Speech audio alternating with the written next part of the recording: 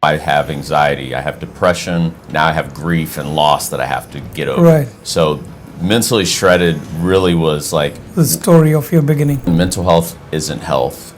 We need to understand mental health as physical health. What are we listening to? What are we reading? Where is our focus and attention? It is difficult for people to be present today because we have all these distractions. One thing I do every single night is I journal. Every single night I journal in my gratitude journal and I write in my affirmations journal without fail.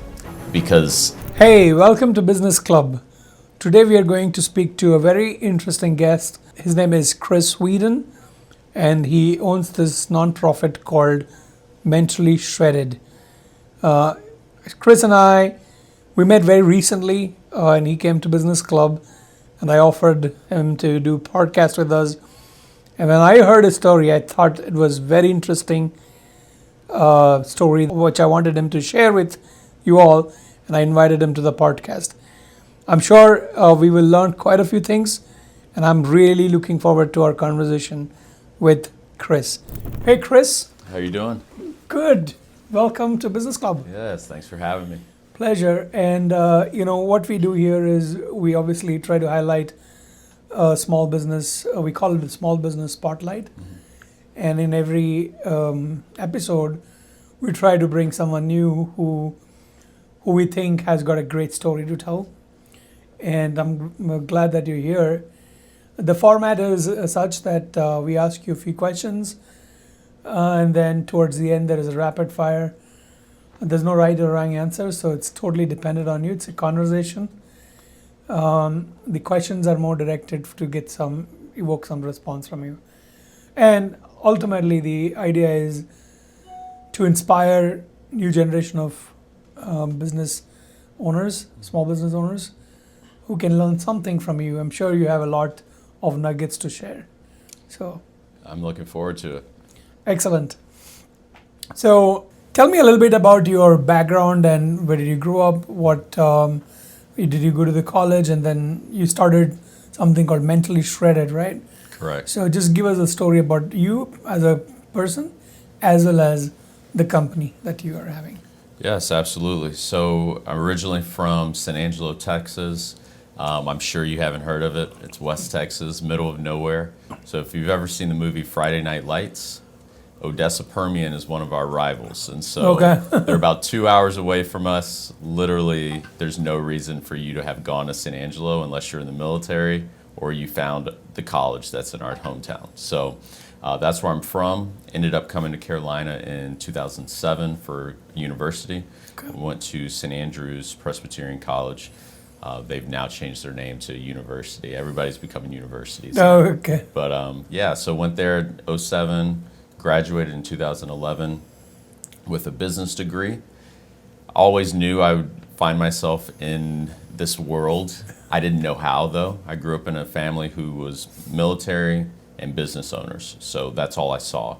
My granddad was retired lieutenant colonel. My grandmother ran the most successful business, especially from a lens of minority ownership in our hometown. And so she served literally every single person through her hair salon. So I was able to meet and witness all of these people that came in and through her shop. Some of them were celebrities. They would Right. fly in. All right. So, and what's the story behind Mentally Shredded? Yeah, so Mentally Shredded, I founded in 2021. And so it's funny, I had the name years before. I forgot. That's the beauty of journaling. So I was looking back at some journal entries from Yeah. 2018, and I wrote down that I wanted to be mentally, physically, spiritually shredded. Wow. And I was like, I manifested that. And so in 2021, the name popped up, and I was like, I don't know where this came from, but I'm going to throw it on a shirt and let's just see what happens. So I put it on a shirt. As soon as I put it on, looked in the mirror, I was like, there's something here. I don't know what it is, but there's something here. I trademarked it right away. And Mentally Shredded. I did. I trademarked it, and it's funny, that was my way, looking back, of reclaiming my power. And so we'll get into that, I'm sure, but Sure, yeah. yes. Maybe you should try shredded.com. So you have mentally, physically, and Okay, okay. Yeah. I'll look into that. I'll look into that. Anyway, what was that pivotal moment that actually pushed you into, focus on mental wellness and personal development? So, I mean, as soon as I launched the Mentally Shredded brand, I feel like that's when the world hit me. And I always say, as soon as you take a step to get closer to who you were called to be, the world is going to see if you really want it. Right. And so I launched the brand. As soon as that happened, my mental health was just, it was swirling. It wasn't doing well. In 2020, obviously, we're in lockdown. COVID, yeah. 2021, I know I'm not doing well mentally. I had just gotten over COVID. And so, though my body was slowly starting to recover, it took a few months actually. Mentally, it was still lagging. And so, I ended up putting my 2 weeks in from my company after explaining, hey guys, like something's off and I don't know what it is.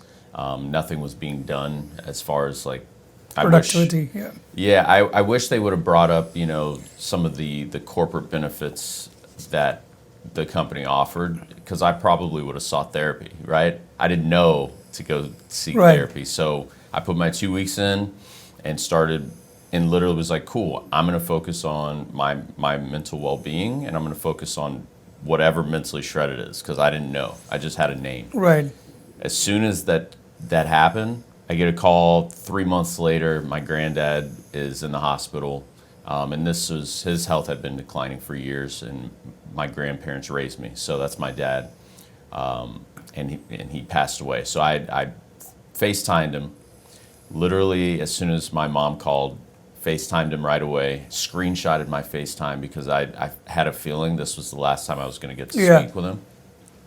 And then I flew home. He passed away, and I was like, okay, so now I still have to do something, Right. But now I have anxiety, I have depression, now I have grief and loss that I have to get over. Right. So Mentally Shredded really was like The story of your beginning.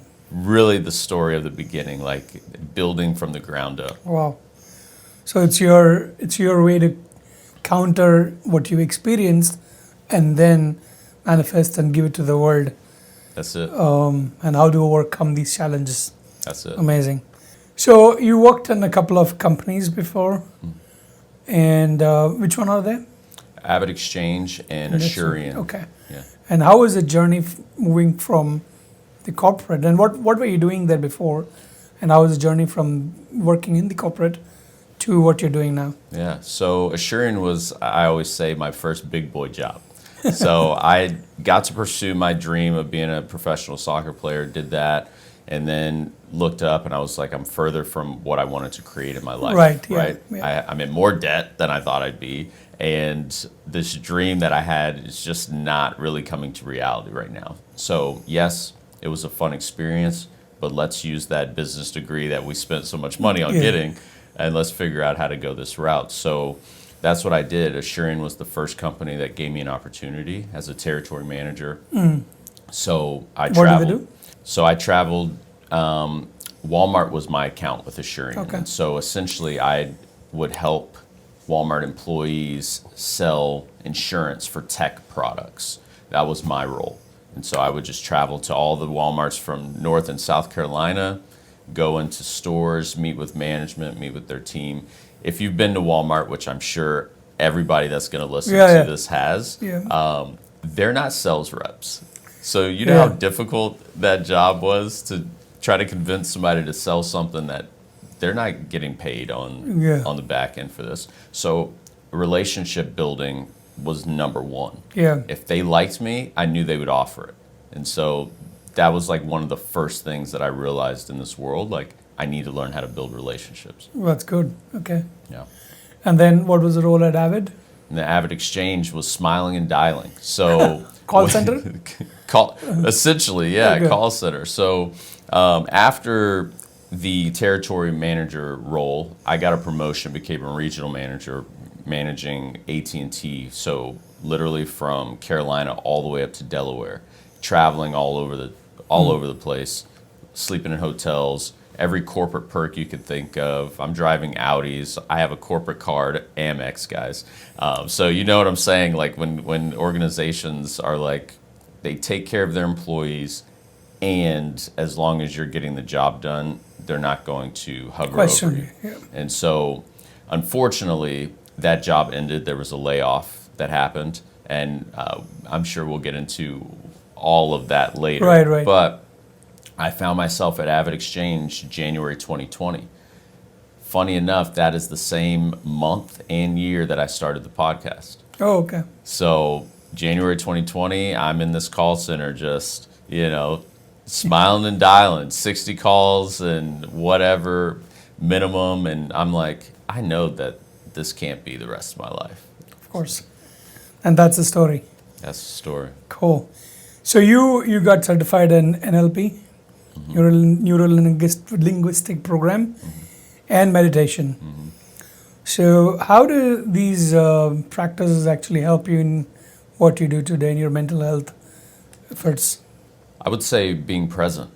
Like, it is difficult for people to be present today because we have all these distractions. Yeah, Social noise. media, the cell phone. I mean, this phone is sitting right here, and I know it's sitting here, but I know we're having a conversation, so I'm not going to go pick it up. However, if we go out and say we go to a restaurant and we look around, how many people do you see on their phones? Oh yeah, all the time. Husbands, wives, dates, and I'm like, they're not present, right? And so meditation taught me how to be present within my own body, listen to my own body, what feelings, what emotions am I feeling in an interview, or when I'm having a conversation, or when I'm by myself.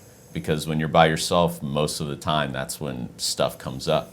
And most people want to avoid those emotions, those feelings, those thoughts. Meditation taught me how to essentially reclaim my power over all of those feelings and be able to give that back. So. Awesome. So let's talk a little bit about your Mentally Shredded Foundation. What's the mission about? What do you want to accomplish? And what is your ultimate vision? Yeah. If you could just expand on that. Great question. So I will say when I started, I had no idea what I was doing, right? I already alluded to I had a name. Yeah. Didn't know what it meant, except I was going to reclaim my power over something, right? Like, and it ended up being my wellness journey, my mental health, my just holistically. The foundation, I was like, okay, well, if I have this brand, and if I know we're all a brand, literally we're all walking billboards. Right. Well, how do I become a philanthropist? Because I always had this innate feeling to give back, to serve, because I saw my grandparents do that. They would force us to all of these events where we had to serve when we were kids. Right. And when you're a kid, you don't appreciate it. You're like, why are we getting up to go to You're this? just doing as they've been told to do. Exactly. And so it's funny that I see I'm doing the same stuff now, right? And I'm grateful for my parents for laying that foundation. But the foundation was a way for me to give back. And so we essentially identified events, bringing people together, solving for loneliness, right? Obviously, we're advocating for mental health. Right. But at my low point, I became a recluse. And so what I knew I needed was people to reach out and then people to invite me someplace. Even when I would say no for a period of time, and I purposefully made sure I didn't go around people because I knew deep down I wasn't well, and I didn't want people to see me like that. So I figured, okay, well, maybe I can create a safe space where we could get some of those people that might be struggling on their own to come together for a fitness event or a storytelling event. And that's how we started. I hosted a fitness event in 2022. Again, had no idea what I was doing. My family flew in from Texas. I had family drive in from Virginia. And they told me after, wow, what a great event. We came because we didn't know if you were okay. And we wanted to see what you were doing. And then we saw the event. And we were like, oh, he's really like doing this. Checking you out. I was like, thanks, guys. I appreciate you showing up either way. Yeah, cool. So I'm sure it's, is it a nonprofit? It is. So we Okay. have the 501c3 under the Mentally Shredded Foundation, Okay. and then the brand is under the LLC. Got it. Okay. So tell me a little bit about your journey into filing 501c3, because a lot of people, they do want to, form companies, but they also want to, some of them, they do want to do nonprofits. So how was your journey into getting the 501c3? How do you monetize? Where do you make money and all of that stuff, if you can just share? Yeah, so I will say this. People ask me all the time, why are you a nonprofit? Because we connect with business owners all the time Yeah. that are for profit. None of my friends are nonprofit. So one, I identified an area that if I can figure this out, guess where all my friends are going to support? The one nonprofit that they know because they trust me, they know me. And I was like, okay, well, how do you do this? Do I just say I'm a nonprofit and figure it out? There are so many there's so many gaps when you say you want to be a nonprofit. You have to file with the state. I didn't know that. And you have to reach out to the IRS and get 501c3 status. There are other statuses that we won't get into because we'd be here for a while.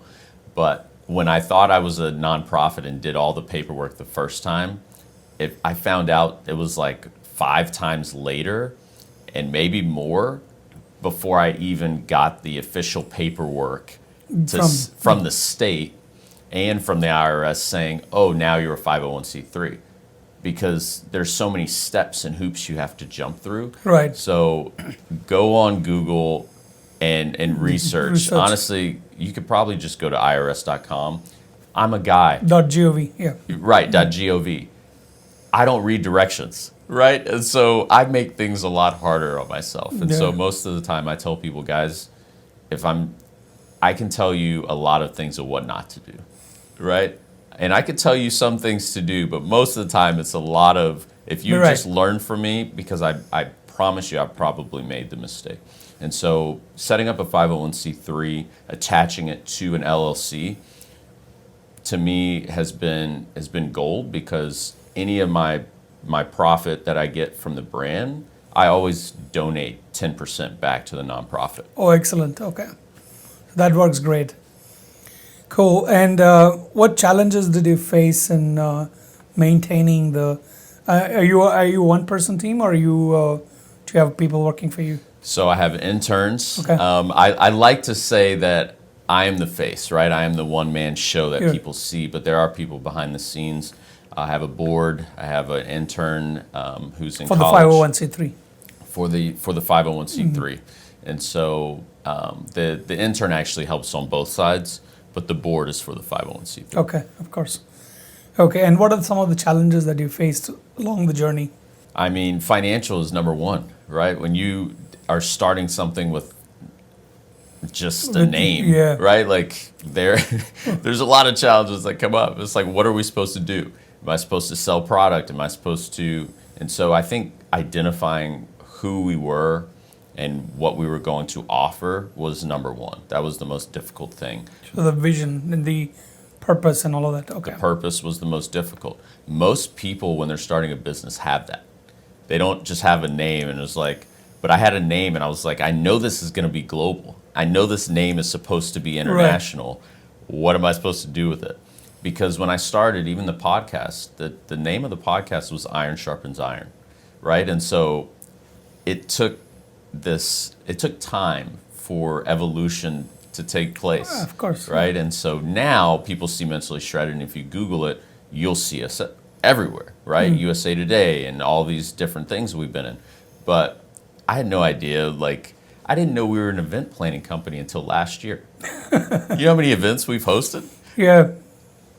I met with an insurance company, and they were like, because we need to Sponsors and all that. Yeah. yeah, we need protection, right? And so the question that the agent asked me was like, okay, so what do you do? And I'm telling him what we do. We host events, and You're an event management company. and he was like, so you're an event management company? I was like, no. And I remember getting offended. I was like, why would you call me an event management company? Did I just say we focus on X, Y, and Z? Yeah. And a week later, it hits me, and it's like, bro, you're an event planning company. Yeah, it's basically somebody telling you, what your purpose is. Right. Yeah. Yeah. And not accepting it in the moment. Right. I think, all of us are. I mean, even at Business Club, we do events, but we don't position ourselves as event management company. That's primarily because that's not our forte. I'd love to have event managers come and do it, but that's not what exactly we do. Right. Our purpose is, our mission, vision, everything revolves around small business owners. Yeah. So anyway, great.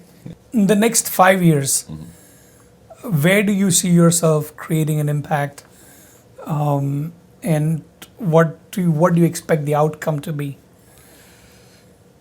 I love the 5-year visions. So, as I mentioned earlier, this was always global for me. I've lived on 3 different continents. I always wanted to make sure that I visited every continent, even Right. Antarctica. I don't know why, just because. And so the vision for Mentally Shredded was I want this to be global. I know if I can figure out how to host safe spaces for people here, I can duplicate that. And so we just got our first offer to host our fitness and reset, which is essentially a retreat. I call it a wellness reset because I don't want people to retreat from their lives. And so we got this offer to host that in the UK this year. So this Wow. fall, we're planning on hosting our first events outside of the country. Oh, that's great. And what's the 5 year? I know you want to go global. Do you plan to do more of events in the US, Europe, or? Yeah, so 5-year plan, and I'm trying not to give away everything, right? That's fine, yeah. So obviously we'll be on multiple continents at that point. In 5 years, global expansion with our resets. So I identify being able to host, so being able to rent out a villa in different spaces, right? Hosting people to come to our resets. So this is where we serve frontline workers, so mental health professionals, it could be healthcare workers, teachers, you name it. And we'll essentially host them for 3 to 4 days at a time. And so we'll rent out a villa for a month, host different groups for a few days, and Right. rotate them in and out. Now, I can see that turning into us being able to host resets for all, Yeah. but I want to start with our frontline workers because I understand there are less people wanting to be in healthcare. There are less people wanting to be mental health professionals. And if we don't have people serving on the front lines, that's Right. going to be a problem long term for future generations. Cool. Very cool. And I'm sure you have a lot of partnerships and collaborations that you work Yes. with. Yes. Can you throw some light on that? Yes, so Northeastern University is the biggest partnership that we are literally finalizing details now, but we will be hosting our first Wellness Reset conference there next month. Okay, So that's good. Congratulations. thank you, thank you. Outside of that, we've had community partnerships. Project Lean Nation has been one. They literally have supported every fitness event that we've had, so I'm grateful to the team there. There are countless others, and I'm drawing a blank on some of them, but they know who they are. They're on the website. I'm extremely grateful for the people that continue to support us from that capacity. Outside of the businesses, though, we have clinical partners. So these are mental health professionals who support us on a monthly basis. They support our organization as far as saying, hey, we back this company because they're licensed. They all own their own practices. And so they support us. I do a podcast with them. I promote them as clinical partners, whether it's Google Ads and making sure that I'm pushing content to them. I want to make sure that I'm adding value to them as well. Yeah, makes But sense. by hosting events and allowing them time to be a part of panel discussions or lead their own discussions, we're all working in collaboration with each other. So I'm grateful to the people that said, hey, I see your vision of what you've shared. We want to support in some capacity. Are you looking for more collaborations and partnerships? Always, right? And We're of course. And who are your ideal partnership? And I mean, I'm of course the mental professionals, but anybody else who you are looking for partnerships? So holistic wellness is obviously what I want to make sure that people take from this episode or take from any event that they come to, especially one that we host, right? Right. And so that is what I identified as what 4 areas do I need to focus on that are going to help me and that are easy enough for me to be like, okay, I can help somebody else in these areas. Mental, physical, spiritual, and financial well-being.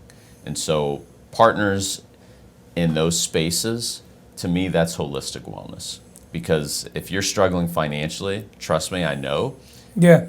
that affects mental, right? Oh, absolutely. And then if you're struggling financially, you probably aren't eating the healthiest foods, Yeah, right? junk. And so your gut health is now messed up. This is also another brain. So people think this is the only brain, but if you're feeding your body junk, this is also being affected. And so Right. the partnerships that we look for now are companies and individuals who are in alignment with that. I'll give you a little bit of a story. I mean, I've gone through something similar. I haven't shared this with many, but back in 2016 or 17, have you heard of this concept called Vipassana? So Vipassana is like the mother of meditations or the father of meditations. The reason why it is so powerful, it's a 10-day silent retreat. You cannot talk. Okay, and it's, in the East Coast, I don't know if it's East, in Georgia, there's a place called Jesup. They have a 32-acre or maybe like 50-acre land, and it's completely free. Anybody can go there. You go on a particular weekday, and then you come back 10 days later. What you do during the 10 days is you wake up in the morning at 5 o'clock, do meditation, and you continue to do meditation till 8:30, 9 o'clock in the night. Different, like almost every other hour, you do meditation. You cannot talk to anyone, you cannot read books, you cannot touch your cell phone. Cell phones are not allowed inside. But that is so powerful. Everything that you talked about, mental health and people coming to rediscover themselves, addicts go there and come rehabilitated. Yeah. So that's something that I'd like to share once you, Yes. after our conversation. Absolutely. It's thank you for sharing that. Also, one of my really good friends just mentioned that she signed up for a silent retreat in May. Oh, wow. And I believe this one's in Boone, but either way, I've always been intrigued because I read books that are, even as a believer in Christ, I read books that are Buddhism, Buddhism, and I've lived in Thailand, right? So I have friends that were able to expose me to even more practices, which is why I value meditation so much, right? I think we are all here to learn from each other and grow together. Absolutely. And the number one thing that we can take away from that is love. How do we show up, Yeah. right? Because it doesn't matter what you believe if we can't show up in love. Yeah, absolutely. So this one particularly is about is based on the concept of Buddhism meditation, Buddhism style of meditation. So it's amazing. You should check that out. Yes. So let's just shift a little bit of the gear and talk a little bit about the industry insights. In your opinion, what are the biggest stigmas surrounding mental health, and how do you think this can be dismantled? So, one, mental health isn't health. We need to understand mental health as physical health. It is the same as we look at, hey, if I don't eat properly, going back to nutrition, my body is not going to run properly. At some point, it's going to catch up. Right. So if I begin to treat my body, if I begin to treat my body like it's a Rolls Royce, Right. because those never go on sale, and that's why I used that reference. You're right. Don't you think you're going to be able to perform at a high level? Yeah. And so the same with your mind. What are we listening to? What are we reading? Where's our focus and attention? So last year I identified 3 things that I wanted to just continue to meditate on: joy, love, peace. That was it. I didn't want to meditate on anything else because I knew that's what I needed. I also knew, based on the state of our country, the world needed this. And so if I can embody love, joy, and peace in any space and create that space for people, I have to become it. And it wasn't easy. It's not easy doing this work. It's not easy meditating, right? People think you're supposed to shut your mind off and you have no thoughts. I'm like, that's happened maybe a handful of times where nothing was happening. Most of the time my mind is just racing. And I'm like, okay. And I identify it thinking, and I come back down and I focus on breathing, right? And I think that's the beauty in when even sitting here, I can self-regulate now because I have practices like meditation. Absolutely. Great. One of the things that it just came to my mind is, while you take in all the aspects of joy, peace, and love, maybe you should also take down on negativity and cut away from everything that is out there that's actually spoiling your brain or getting inside your brain. One of the things that I have done in the past, and I continue to do it today, for the last 15 or 16 years, I've cut out TV from my life. No news, nothing. When I watch Netflix once in a while, I'm a big movie buff, but other than that, absolutely no TV. Yeah. So that has helped me big time in my productivity. And not being able to, I don't want to know about what's happening outside in the world, politics. I don't want to know who's getting killed, and then those things don't affect me anymore. Yeah. And that's partly because I've sacrificed. I don't want to call it I think it was a good decision. Yes, yes. So, well, if I may, absolutely. I think that's huge, right? Because when I look at the work that you do and when I connect with you, and if people, when they're watching this, have the opportunity to connect with you, they can feel the sense of peace that you have with you. I know that you're not watching the news or watching stuff that is consuming you to where you're now putting out this negative energy, because that's what my issue was during COVID. It was constantly on negative in the house, right? Or it was constantly on just in our world because no one knew what was going on. So you're watching cases rise of all these things.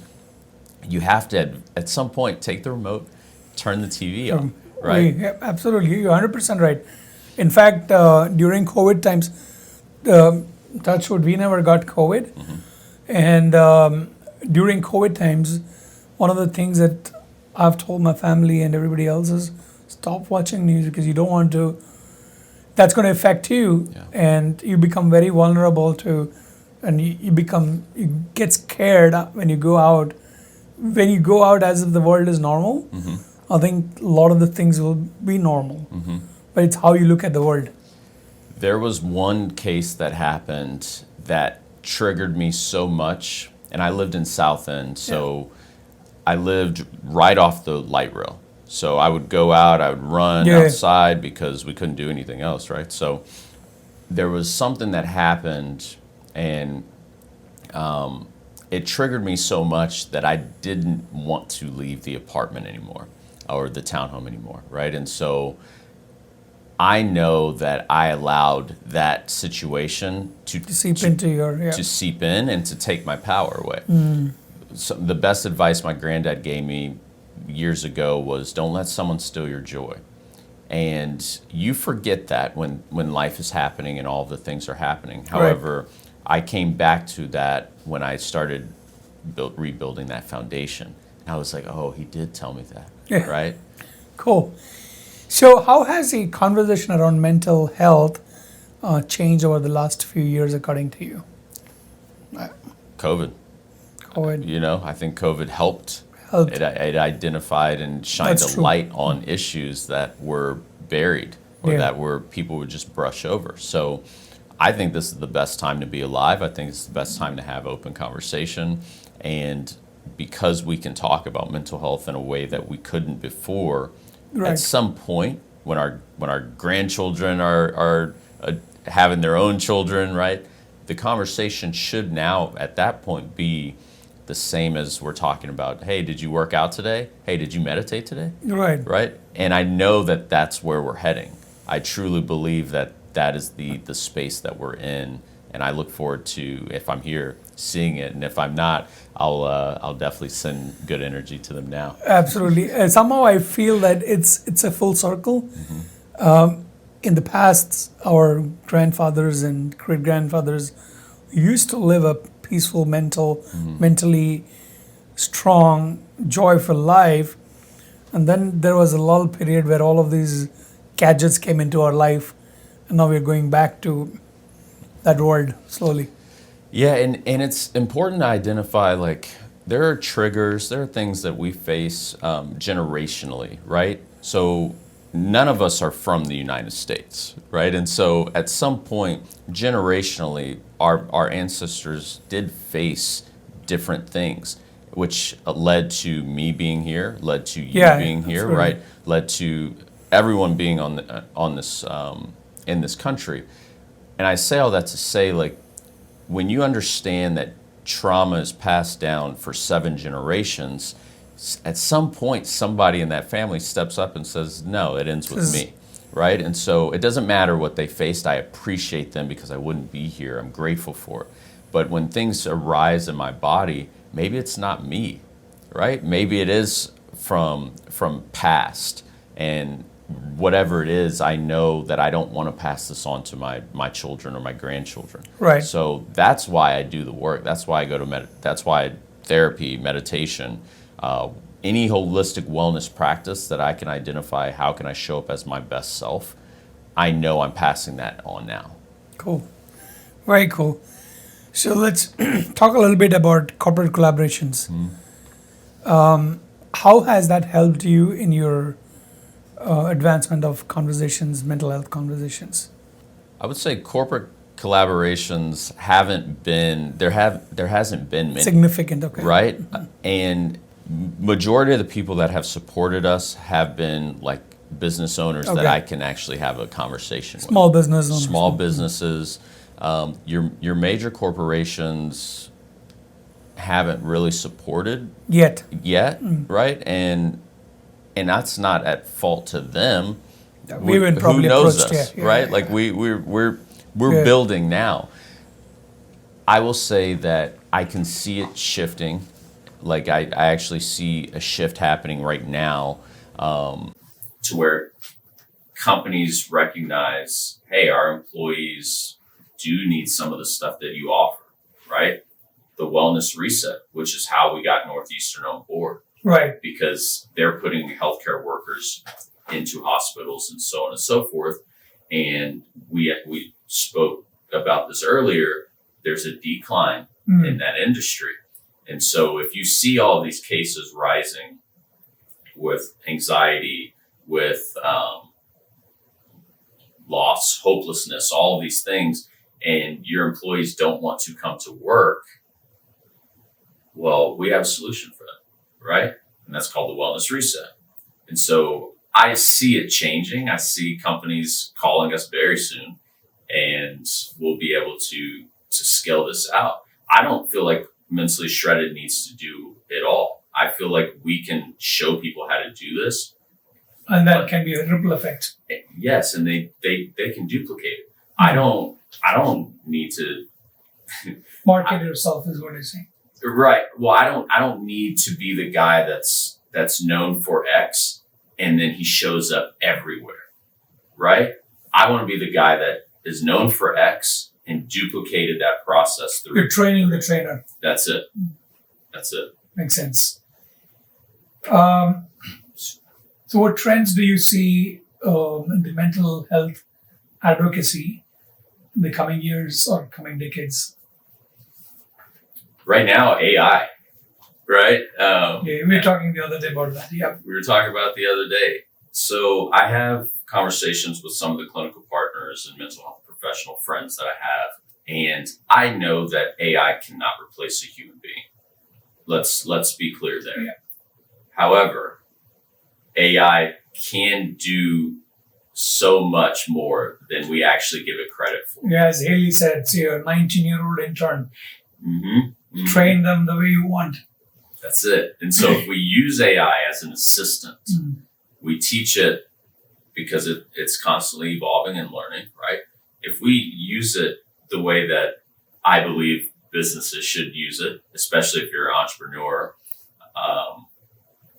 it can help us advance because students are using it in schools now, right? There's a company, I can't think of the name, but I've met with the founder.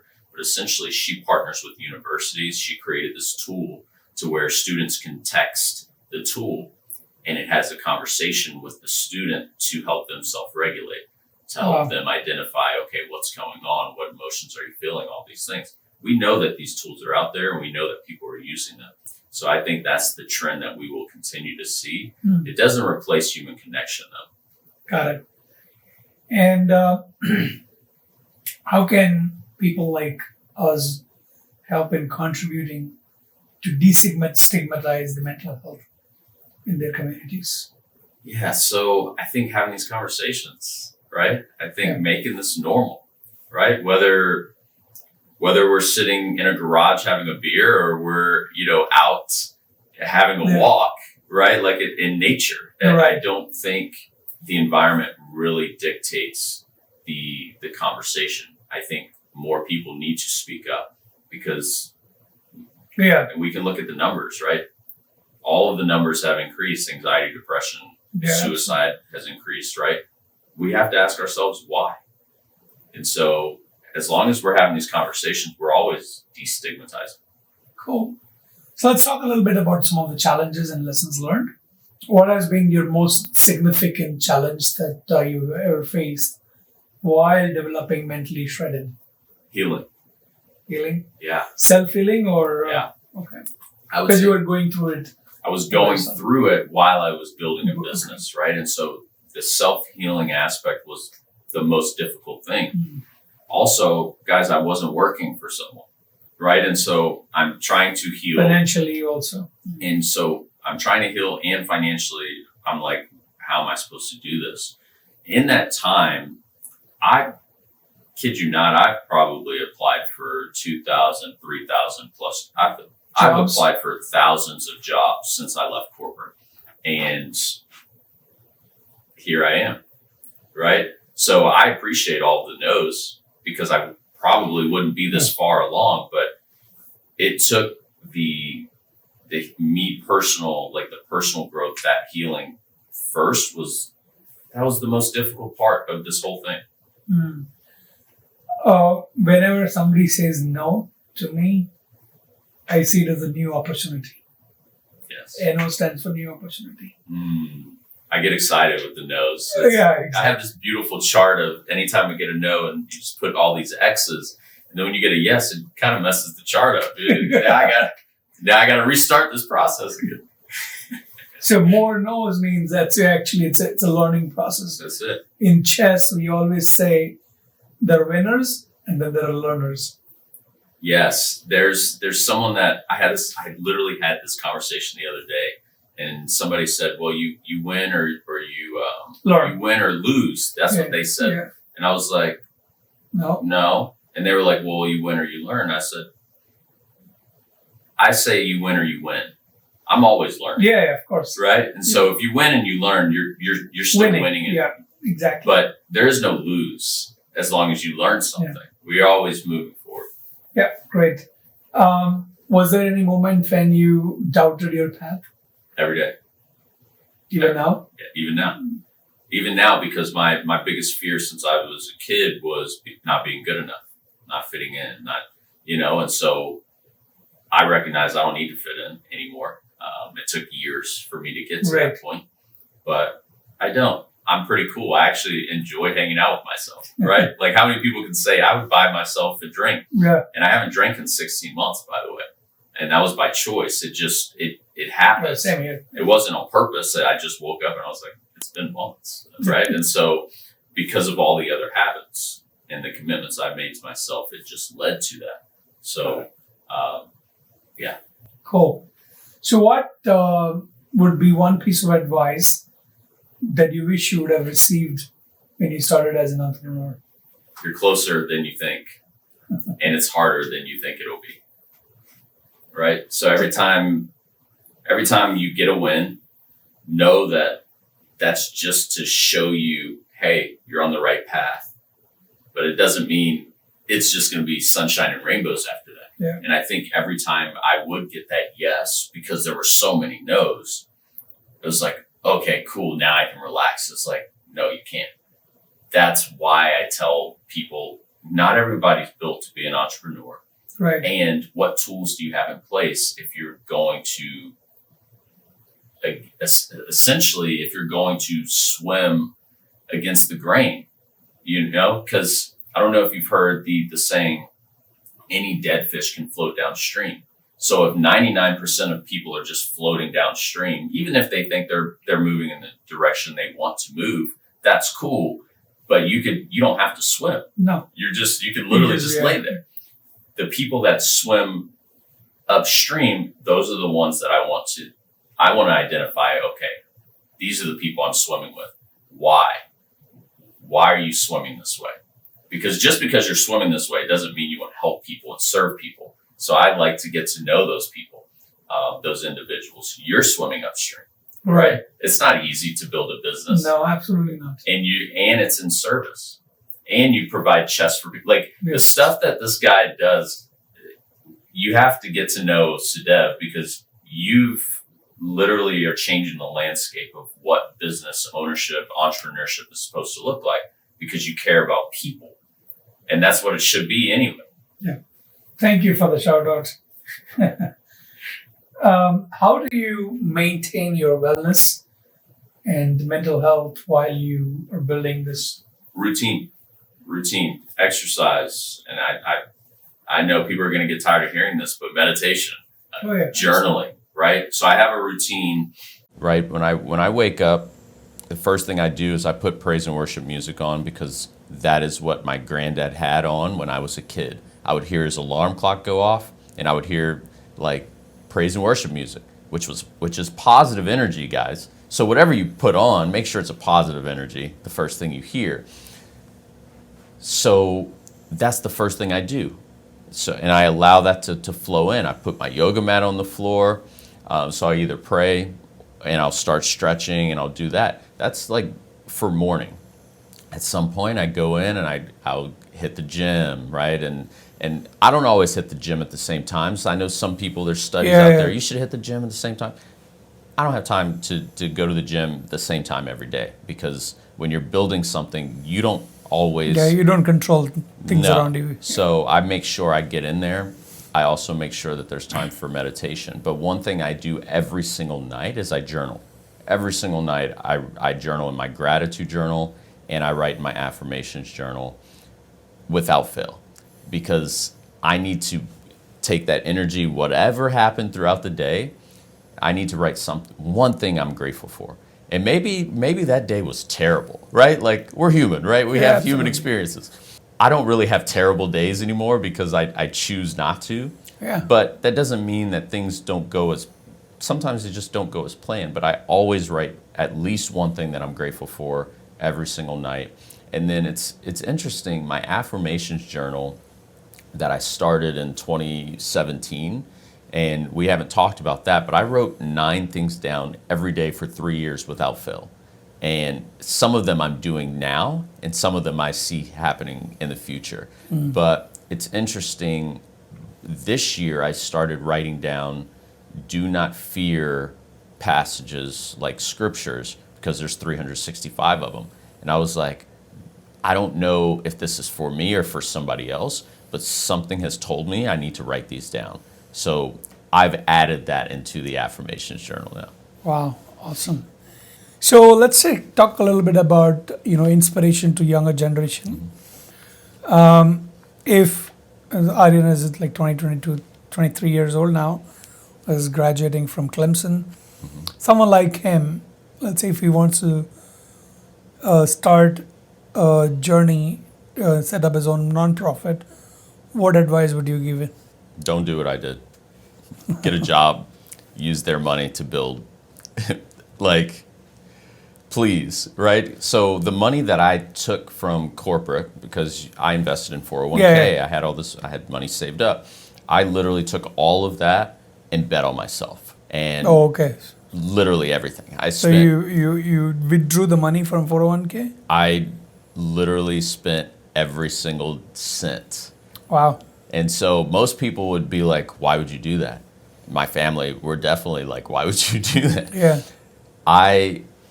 I knew deep down that I was going to, I'm a winner. Winners always figure out a way to win. Oh, yeah, absolutely. And so I was like, okay, well, I either make this decision now, withdraw it all, and bet on myself, and it works.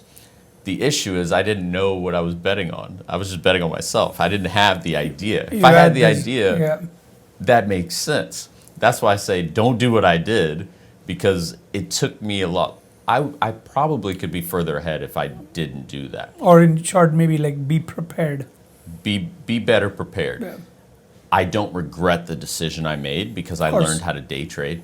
Yeah. I lost 30,000 in the market, which is how I learned how to day trade and why I max out my Roth every year now. But I don't put it in the hands of somebody else.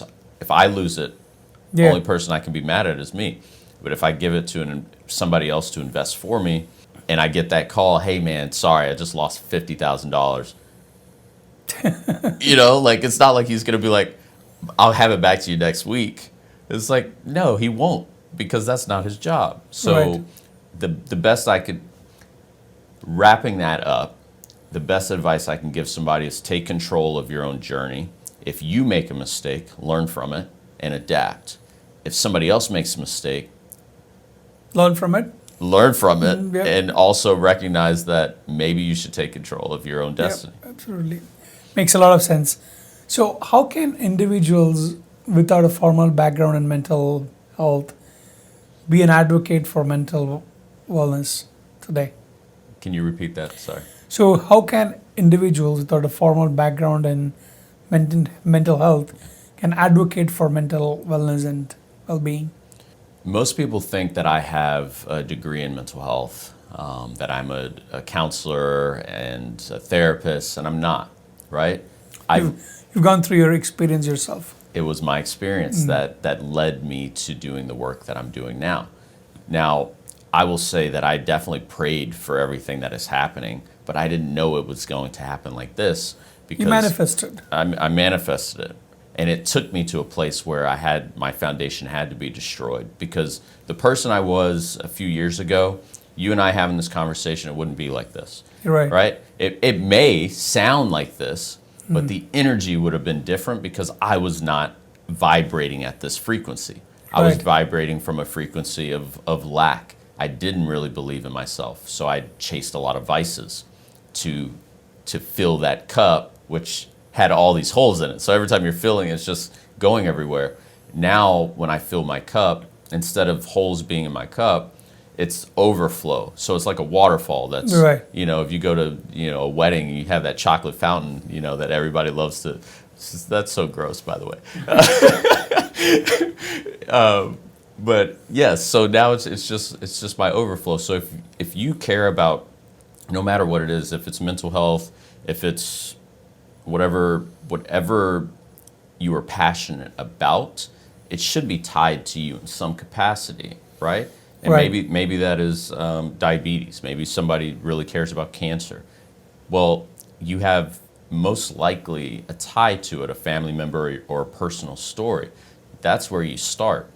I almost did go to school for an MSW. I got accepted into USC in California. Masters in social work. Master's in social work.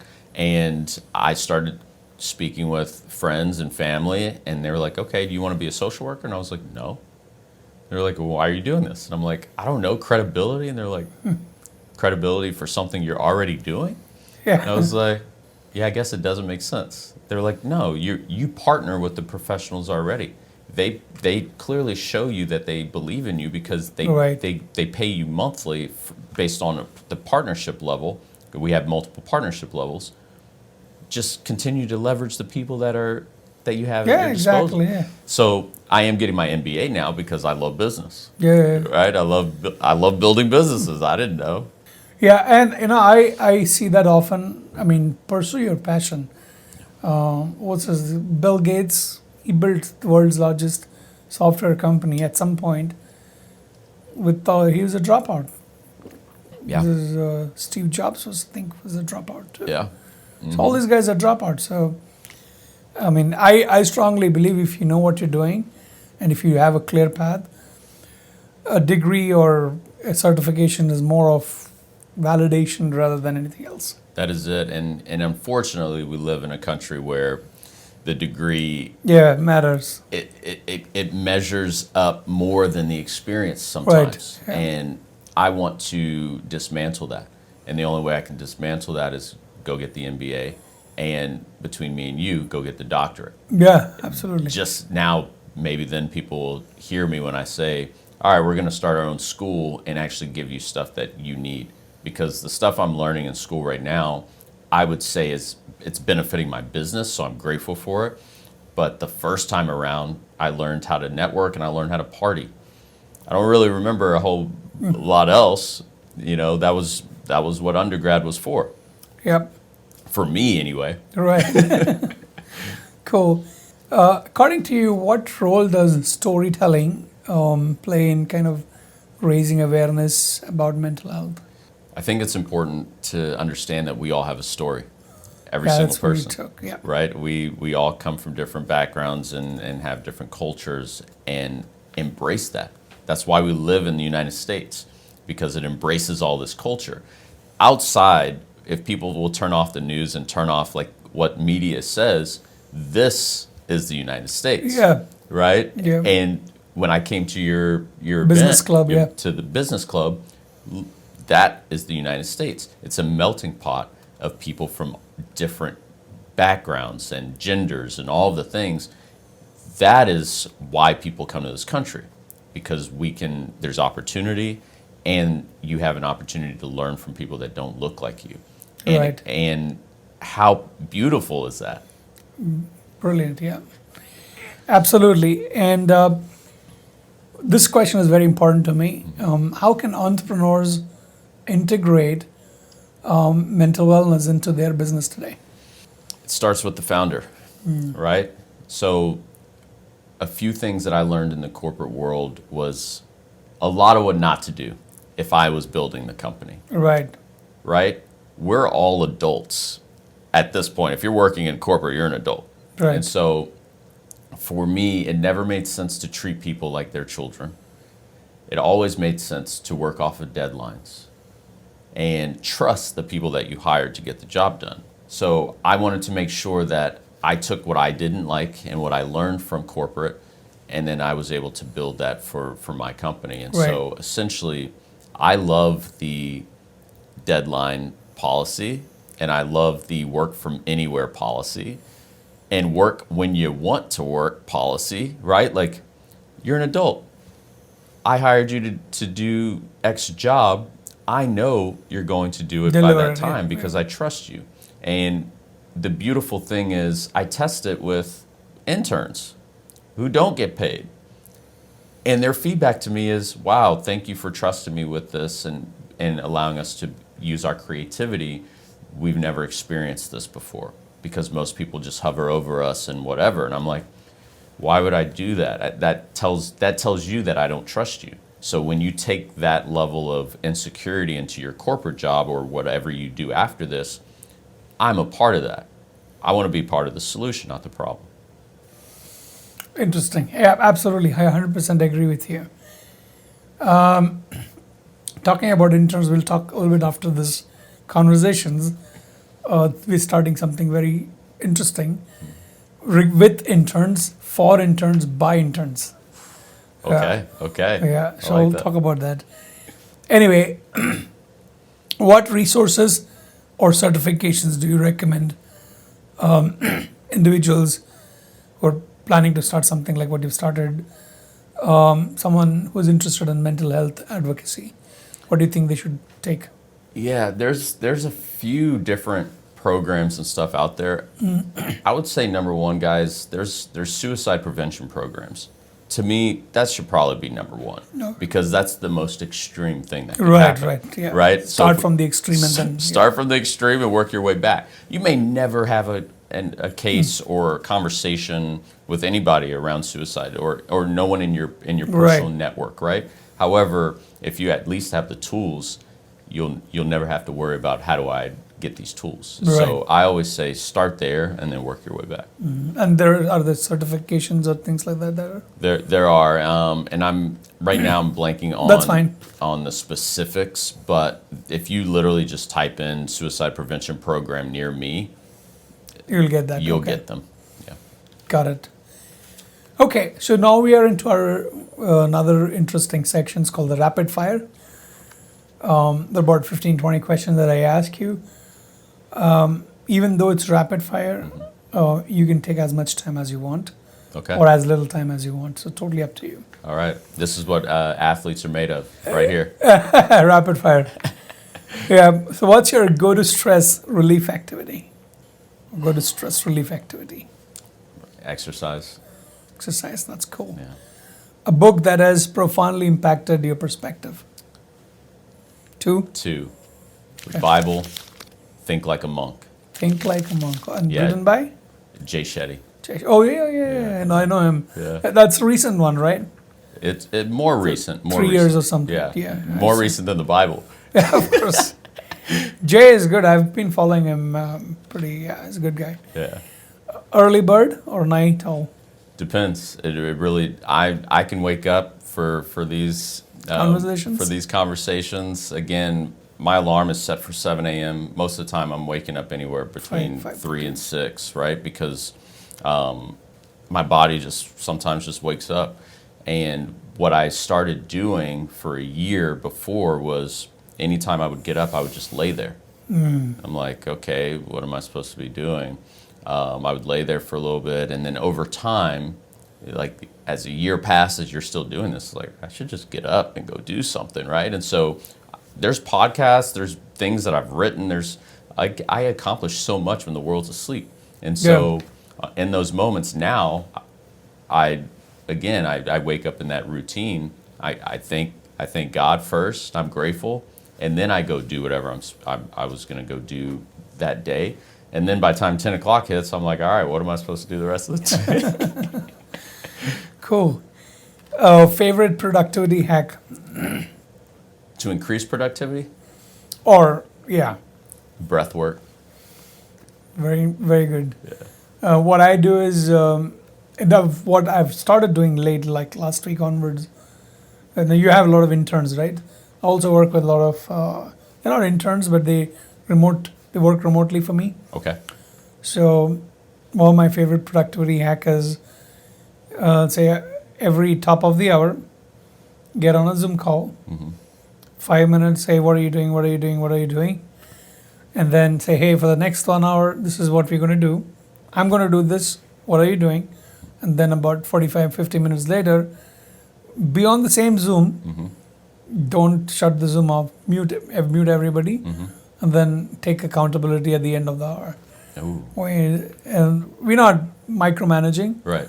we're just being accountable to each other. I like that. And then that we have been able to accomplish so many things. And you only do that for an hour? 2-3 times a day. So 2, 3. Oh, okay. yeah. Okay. I mean, the rest of the time they have their own space. I'm not trying to micromanage it. Like today, for example, I would only be doing such event around like 11 o'clock or something. Yeah. And I'll just get my team to do it. I think what's interesting about that, because initially when you were saying that, I was like, I can see how that actually does increase productivity, because you've taken the wherever you are space and now you've brought it into like a corporate model where we are here, but it's so much easier if people have a quick question, yeah, right? absolutely. So I can actually see that being pretty cool. Yeah, get still connected with people. Yeah. Still know that we are working. Still, if they have a question, they have a one-on-one kind of a time. You know, I have my downtime, so during that time, I get a lot of things done as well. Downtime as in downtime from business club, downtime from podcasts and things like that. So we get a lot of stuff done that way. Yeah, I love that. One word that defines your leadership style. I was trying to think of a word that defines me, and I would say innovative, because I'm always thinking outside the box how to get the best Right. out of the people I work with. Mainly how to get the best out of me, and then see if that can be duplicated, right? And most of the time, you're hitting into like a brick wall because I'm constantly trying to Right. figure out how does this version of me become the best. Right. And it's like, well, yeah, there's a lot of trial and error then. Cool. Coffee or tea? Coffee, Always yeah. Black, black coffee. yeah. No sugar, no stevia, nothing. No sugar, no stevia, right? Like this is someone jokingly said, a men's drink is a nice dark black coffee with nothing in it. And I was like, really? Why so? I had no idea. I think probably because they watch Yellowstone and shows like that, and they feel like they want All to be dark and handsome. ranchers. I'm like, I don't know. I just like black coffee. I don't know. Cool. The best advice you've ever received? Don't let someone steal your joy. Nice. Grandfather? Yeah. Yeah. Cool. A mental health myth that you'd like to debunk? Mental health myth I would like to debunk. You can skip if you want. Yeah, I would say mental health isn't health. Like that, we don't all have mental health. That is a myth. That's a we myth. all have mental health because I think the wording of mental health bothers people, and so They think they're mentally unsound. right. And so what I'll do here is, you have a brain, yeah, okay. So is it safe to say that your brain is also a mind? Yeah. Are you mindful of what is happening up there? Right. Yeah. Okay. Well, is that health? Yeah. Well, then mental health, right? Exactly. So sometimes we just have to change the verbiage because there are stigmas. Connotations. There's connotations Stigmas, yeah. and stigmas. So Awesome. Favorite place to unwind? I love the beach. I Beach. love the ocean and just The waves and all that stuff. I love it. I'm a salt air kind of guy. God knew what he was doing when he made me. Public speaking. Love it or dread it? Let's do it. Let's Let's do do it. it. I always saw myself speaking in front of thousands of people. I believe I have that type of presence, Personal, that of energy. course, yeah. But I love making an impact and Cool. seeing it on people's faces. What's your proudest professional achievement? Being here with you. Right? Oh, thank you. It's Honored. To me, it's being present in the moment. And so there's always going to be something new that happens. Right. I'm grateful for every moment, and this is a new day.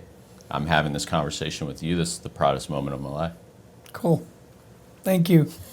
Quote do you live by? Don't dream it, be it. Who said? Honestly, I don't know. You said it. I don't know. There's this artist, a local artist, that makes these Quotes or these little okay, things. yeah. I'll send it to you later. But essentially, Sure. I bought it a few years ago during the time when people were starting to come outside a little bit, and I put it in my bathroom. It's still in my bathroom. It says, "Don't dream it, be it," and it reminds me, which I think I just now started understanding what it was saying. I'm a slow processor over here. But essentially, you've been dreaming, you've been praying, you've been asking for something for so long. At some point, you have to go from becoming it to being it. And it dawned on me when I had that conversation, it turned into a podcast and a blog. And I was like, oh, I guess I could just be it now. Yeah, absolutely. So, one of my favorite quote, it's actually a book. There's an Indian podcaster. Mm-hmm. His name is Ankur Warikoo. He's written a book called Do Epic Shit. Yes. Yes. Okay. Yeah, send that to me. Yeah, I'll send you. I think it's there on Amazon.com. Okay. So I'll just send it to you. Yeah. An app you cannot live without. Well, Spotify, because that's where my podcast is on. So Good. it's on all the platforms, but I use that platform to publish it. So Cool. Most inspiring figure in the mental health space. there's two people that and this is more wellness, mental, more holistic approach. But there's two people that I consider mentors of mine, and I followed one of them since 2012. That's Eric Thomas. He has been on this journey with me when I was alone in Northern Ireland, Belfast, in my apartment, trying to figure out, am I supposed to be playing soccer still or what? Right. Ended up retiring 3 years later. And then another individual is Ed Milet, who I came across in 2022. Funny enough, they do podcasts together now. Wow. So now I get them, I get both of them in one episode, and it's perfect. So those are the two people that I personally have identified as people that have what I want. And when I'm looking at mentors, that's what I look for. What does their marriage look like? What is their life? Do they have peace? Do they have financial responsibility? Correct. Meaning, have they made money and, Yeah. and good money, and do they give that back? Only certain people with, why I call it financial responsibility, with that level of influence. So more like that's what we are doing too. More like purpose-driven business. Purpose-driven businesses. Yeah. So these are people that if there was a building that was on fire and they ran in, I would run in behind them, because I know that whatever we were about to do is going to impact people's lives. Yeah, absolutely. Makes a lot of sense. A dream collaboration that you'd like to do for Mentally Shredded? Dream collaboration. To me, probably working with those two guys, Ed Milet and Eric Thomas. Awesome. I've read their books, listened to the podcasts, all the things. There's not, somebody asked me once, who's on your list of people to meet? I don't have a list of people I want to meet, right? I meet people when I'm supposed to meet them. In the present, And so I wouldn't even say that those two guys are on my list.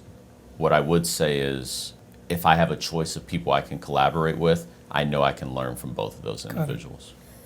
Your most impactful habit? Prayer. I pray every day. Pray every day. I pray meditate. all day, every day. And sometimes that is in the form of meditation. Sometimes I'm driving. Sometimes I'm in the gym. Literally, no one would know what's going on in my head, because there's always something. Right. That's good, actually. I mean, you give me some insight there. So is a morning routine essential? Yeah, has to be. Has to be. When you're married and you have kids and you have so much stuff, right? Some people have even more than they have animals, and they have, right? If you don't have a morning routine, you're waking up and going straight into chaos. Right, exactly. I don't want chaos in my home. I want peace. And so in order for me to have peace, I may have to wake up a few hours earlier in order to make sure that peace is within me when chaos erupts, because you can't control kids. Yeah, absolutely, right? So I agree with you. Morning is very, very important. Yeah.